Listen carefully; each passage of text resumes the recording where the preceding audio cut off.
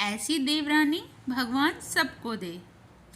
जब से रश्मि शिल्पा की देवरानी बनकर आई है तब से शिल्पा गुमसुम सी रहती है, क्योंकि रश्मि आज के ज़माने की पढ़ी लिखी लड़की है और साथ ही एक प्राइवेट कंपनी में उच्च पद पर कार्यरत है। लेकिन दूसरी ओर शिल्पा एक हाउसवाइफ है और घर की जिम्मेदारियों के इर्द गिर्द ही उसका सारा दिन बीत जाता है।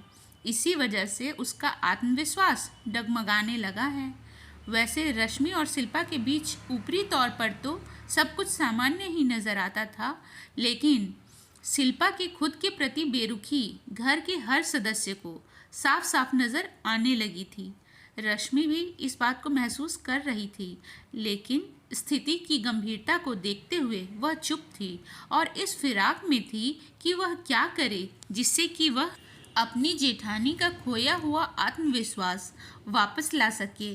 इसलिए ही तो वह आजकल ऑफिस से भी जल्दी लौट आती थी और किचन में शिल्पा की हेल्प भी करती थी, ताकि शिल्पा घर की जिम्मेदारियों के साथ साथ खुद के लिए भी कुछ वक्त निकाल सके।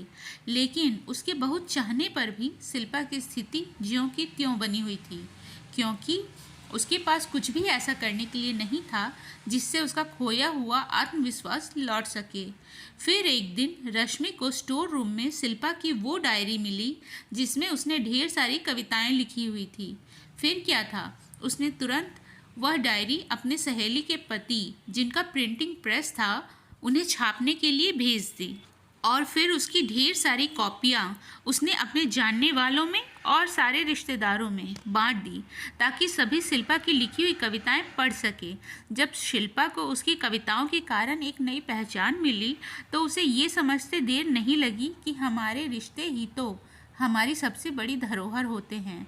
हमें कभी भी अपने रिश्तों से मुंह नहीं मोड़ना चाहिए, बल्कि दिल में जो भी हो उसे आपस में शेयर करना चाहिए, ताकि हमें अपनी समस्या का हल मिल सके।